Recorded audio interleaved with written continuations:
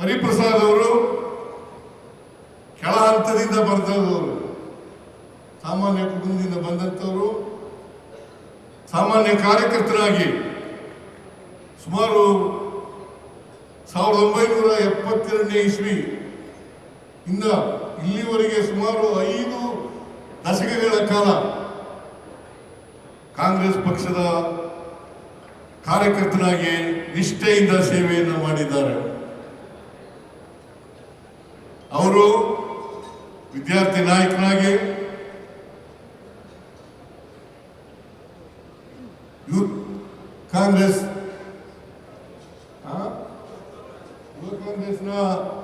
ನಾಯಕನಾಗಿ ಅನೇಕ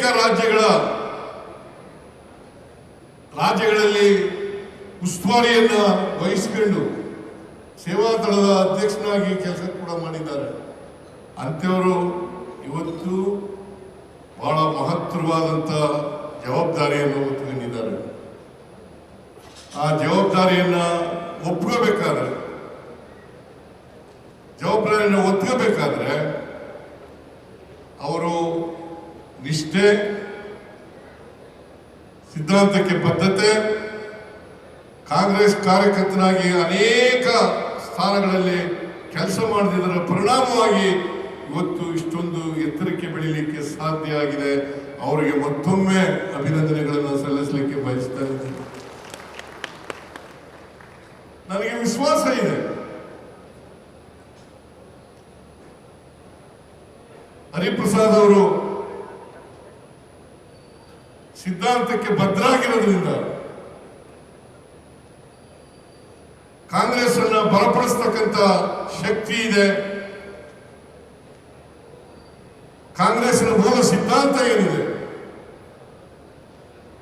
ಸಂವಿಧಾನದ ಆಶಯಗಳೇನಿದೆ, ಅವುಗಳನ್ನ ಜಾರಿ ಮಾಡ್ತಕ್ಕಂಥ ಪ್ರಯತ್ನವನ್ನ ಮಾಡ್ತಾರೆ ಅಂತಕ್ಕಂಥ ಸಂಪೂರ್ಣ ವಿಶ್ವಾಸ ನಂಬಿಕೆ ನನಗಿದೆ ಅಂತಕ್ಕಂಥ ಮಾತುಗಳನ್ನ ಈ ಸಂದರ್ಭದಲ್ಲಿ ಹೇಳಲಿಕ್ಕೆ ಬಯಸ್ತಾ ಇದ್ದೀನಿ.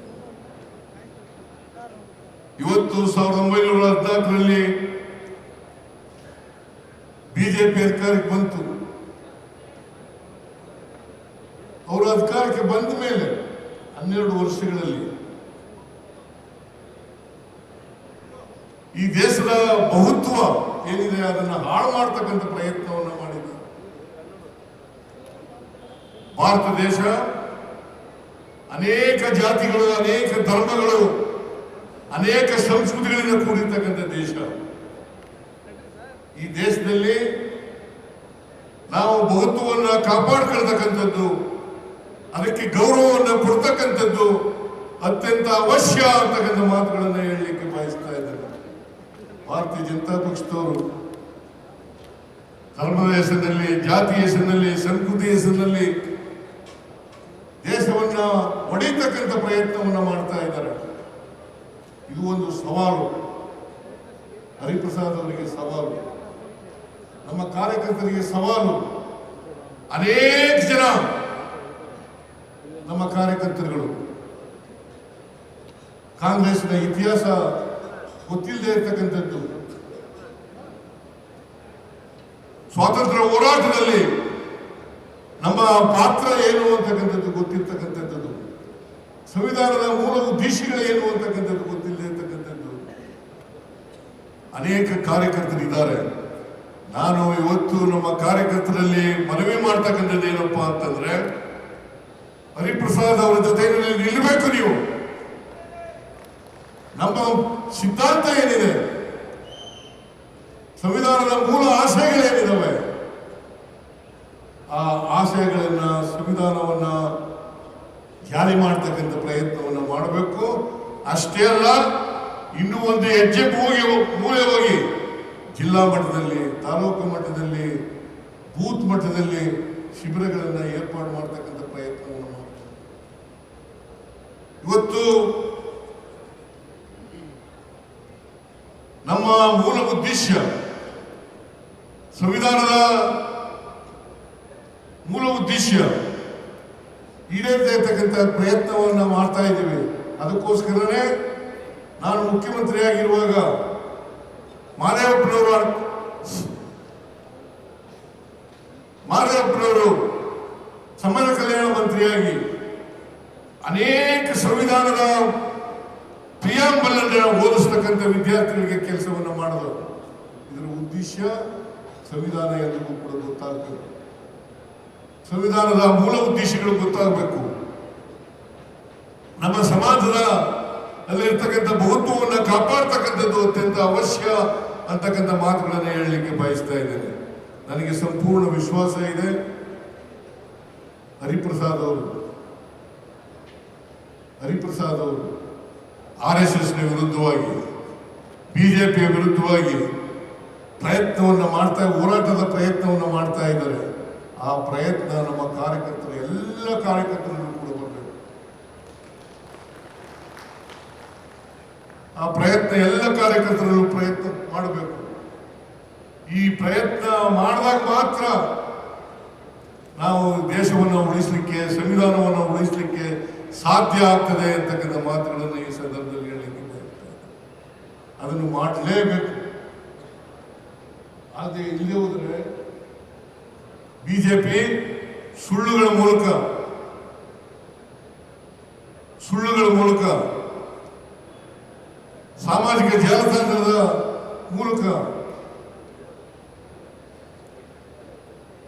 ಆಮೇಲೆ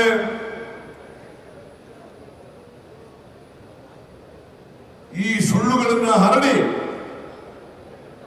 ಜನರನ್ನು ದಾರಿ ತಪ್ಪಿಸ್ತಕ್ಕಂಥ ಕೆಲಸವನ್ನು ಮಾಡ್ತಾರೆ. ಜಾತಿ, ಧರ್ಮ, ಒಂದು ರಾಷ್ಟ್ರ, ಒಂದು ನೇಷನ್, ಒಂದು ಚುನಾವಣೆ ಅಂತಕ್ಕಂಥ ಮಾತುಗಳನ್ನು ಹೇಳಿ ಅವರು, ಯಾಕಂತಂದ್ರೆ ಕೊನೆಯಲ್ಲಿ ಡಿಕ್ಟೇಟರ್ಶಿಪ್ನಲ್ಲಿ ನಂಬಿಕೆ ಇಟ್ಕೊಂಡಿರ್ತಕ್ಕಂಥವ್ರು ಭಾರತೀಯ ಜನತಾ ಪಕ್ಷ. ಯಾಕಂತಂದ್ರೆ ಎಡಗೆ ವಾರ್ RSS ಸಂಸ್ಥಾಪಕ ಅವರು ಅವರ ಸ್ನೇಹಿತರನ್ನ ಕಳಿಸ್ತಾರೆ ವಿದೇಶಕ್ಕೆ. ಮುಸ್ಸೋಲಿನಿ, ಇಟಲಿಯ ಮುಸ್ಸೋಲಿನಿ, ಜರ್ಮನಿಯ ಹಿಟ್ಲರ್ ಅವರು ಯಾವ ರೀತಿ ನಡೆಸ್ತಾ ಇದ್ದಾರೆ ಅಂತಕ್ಕಂಥ ಹಿಟ್ಲರ್ನ ಆಡಳಿತ, ಮುಸ್ಸೋಲಿನಿ ಆಡಳಿತವನ್ನ ಈ ದೇಶದಲ್ಲಿ ಹುಟ್ಟಾಕ್ಲಿಕ್ಕೆ ಪ್ರಯತ್ನವನ್ನು ಮಾಡ್ತಾ ಇದ್ದಾರೆ. ಅವ್ರಿಗೆ ಯಾರಿಗೂ ಕೂಡ ಬಿಜೆಪಿಯವ್ರಿಗಾಗ್ಲಿ RSSನವ್ರಿಗಾಗ್ಲಿ ನಮ್ಮ ಸಂವಿಧಾನದ ಬಗ್ಗೆ ನಂಬಿಕೆ ಇಲ್ಲ. ಸಂವಿಧಾನದ ವಿರೋಧಿಗಳು ಈ ದೇಶದಲ್ಲಿ ಯಾರು ಇದ್ರೆ ಅವರು RSSನವರು ಮತ್ತು ಬಿಜೆಪಿಯವರು ಅಂತಕ್ಕಂಥದ್ದನ್ನು ನಾವು ಮರೆಯಲಿಕ್ಕೆ ಸಾಧ್ಯ ಇಲ್ಲ.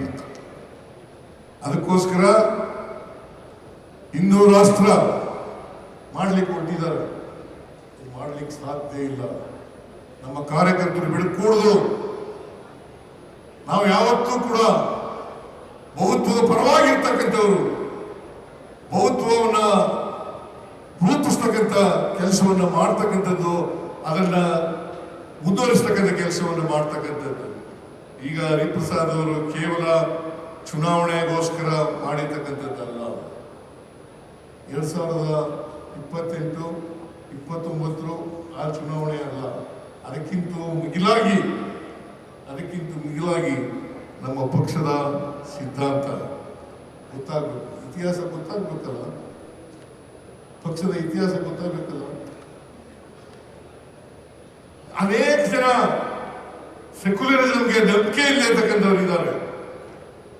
ಇದನ್ನ ಗಟ್ಟಿಗೊಳಿಸ್ತಕ್ಕಂಥ ಪಕ್ಷವನ್ನ ಗಟ್ಟಿಗೊಳಿಸ್ತಕ್ಕಂಥ ಪಕ್ಷದ ಸಿದ್ಧಾಂತವನ್ನ ಗಟ್ಟಿಗೊಳಿಸ್ತಕ್ಕಂಥ ಕೆಲಸವನ್ನ ಮಾಡಬೇಕು. ಈ ಕೆಲಸ ಹರಿಪ್ರಸಾದ್ ಮಾಡ್ತಾರೆ ಅಂತಕ್ಕಂಥ ನಂಬಿಕೆ ಇದೆ, ವಿಶ್ವಾಸ ಇದೆ. ಯಾಕೆಂದ್ರೆ ಅವರ ಹೋರಾಟ ನೋಡಿದ್ದೀನಿ ನಾನು. ಅವರು ಯಾವತ್ತೂ ಕೂಡ RSS ವಿರುದ್ಧವಾಗಿ, ಬಿಜೆಪಿ ವಿರುದ್ಧವಾಗಿ, ಕೋಮುವಾದಿಯ ವಿರುದ್ಧವಾಗಿ ಕೆಲಸ ಮಾಡ್ತಕ್ಕಂಥ ವ್ಯಕ್ತಿ ಅಂತಕ್ಕಂಥದ್ದನ್ನ ನಾನು ಅರ್ಥ ಮಾಡ್ಕೊಂಡಿದ್ದೇನೆ. ಅದರಿಂದ ಇವತ್ತು ಪುನರ್ನಿರ್ಮಾಣ ಆಗಬೇಕು.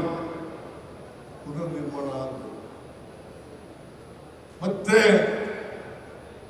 ಸ್ವಾತಂತ್ರ್ಯ, ಸಮಾನತೆ, ಭ್ರಾತೃತ್ವ ಈ ದೇಶದಲ್ಲಿ, ಈ ಸಮಾಜದಲ್ಲಿ ಎಸ್ಟಾಬ್ಲಿಷ್ ಆಗಿ ನಾವು ಈ ದೇಶವನ್ನು ಮುಂದೆ ಮಾಡಿಸ್ತಕ್ಕಂಥ ಕೆಲಸವನ್ನು ಮಾಡಬೇಕು. ಅದಕ್ಕೆ ನಮ್ಮ ಎಲ್ಲ ಕಾರ್ಯಕರ್ತರು ಕೂಡ ಗಟ್ಟಿಯಾಗಿ ಸಿದ್ಧಾಂತದ ಗಟ್ಟಿಯಾಗಿ ಕೆಲಸ ಮಾಡ್ತಕ್ಕಂಥ ಕೆಲಸವನ್ನು ಮಾಡಬೇಕು.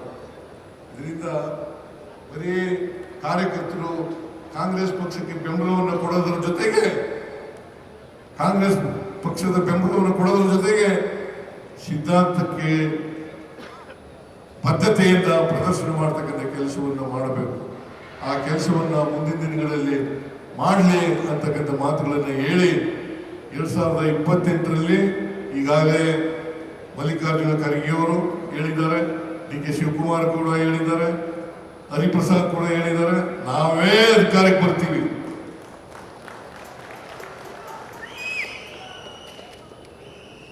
ನಮ್ಮ ಗ್ಯಾರಂಟಿ ಯೋಜನೆಗಳು ಜನರನ್ನ ತಲುಪಿದ್ದಾವೆ, ಜನರು ಖುಷಿಯಾಗಿದ್ದಾರೆ. ಈಗ ಕರ್ನಾಟಕದಲ್ಲಿ 5 ಉಪಚುನಾವಣೆಗಳು ನಡೆದವು. 5 ಉಪಚುನಾವಣೆಗಳಲ್ಲಿ ನಾವು ಗೆಲ್ಲಬೇಕಾದ್ರೆ ಜನರ ಪ್ರೀತಿ ವಿಶ್ವಾಸವನ್ನ ಉಳಿಸಿಕೊಂಡಿದ್ದೇವೆ ಅಂತಕ್ಕಂಥ ಮಾತುಗಳನ್ನ ಈ ಸಂದರ್ಭದಲ್ಲಿ ಹೇಳಲಿಕ್ಕೆ ಬಯಸ್ತಾ ಇದ್ದಾರೆ. ಅದರಿಂದ ನೀವೆಲ್ಲರೂ ಕೂಡ ಹರಿಪ್ರಸಾದ್ ಅವರ ನಾಯಕತ್ವದಲ್ಲಿ ಪಕ್ಷವನ್ನ ಗಟ್ಟಿಯಾಗಿ ಮಾಡ್ತಕ್ಕಂಥ ಕೆಲಸವನ್ನು ಮಾಡಿ 2028ರಲ್ಲಿ ಅಧಿಕಾರಕ್ಕೆ ನಾವೇ ಬರ್ತೀವಿ. 29ರಲ್ಲೂ ಕೂಡ ನಾವೇ ಅಧಿಕಾರಕ್ಕೆ ಬರ್ತೀವಿ. 29ರಲ್ಲಿ ಅಧಿಕಾರಕ್ಕೆ ಬಂದು ರಾಹುಲ್ ಗಾಂಧಿ ಅವರನ್ನು ಪ್ರಧಾನಮಂತ್ರಿಯನ್ನಾಗಿ ಮಾಡ್ತಕ್ಕಂಥ ಸಂಕಲ್ಪವನ್ನು ನೀವೆಲ್ಲರೂ ಕೂಡ ಇಲ್ಲಿ ಮಾಡಬೇಕು ಅಂತಕ್ಕಂಥ ಮಾತುಗಳನ್ನ ಹೇಳಿ ಹರಿಪ್ರಸಾದ್ ಅವರ ನಾಯಕತ್ವದಲ್ಲಿ ಪಕ್ಷ ಸದೃಢವಾಗಲಿ, ಬಲವಾಗಿ ಬೆಳೀಲಿ ಅಂತಕ್ಕಂಥ ಮಾತುಗಳನ್ನು ಹೇಳಿ ನನ್ನ ಸಹಕಾರವನ್ನು ಸಂಪೂರ್ಣವಾಗಿ ಅವರ ಜೊತೆಯಲ್ಲಿ ದಾರೆ ಎರಿತೇನೆ ಅಂತಕ್ಕಂಥ ಮಾತುಗಳನ್ನು ಹೇಳಿ ನನ್ನ ಮಾತುಗಳನ್ನು ಮುಗಿಸ್ತೇನೆ. ಯಾಕಂದರೆ ಬಹಳ ಜನ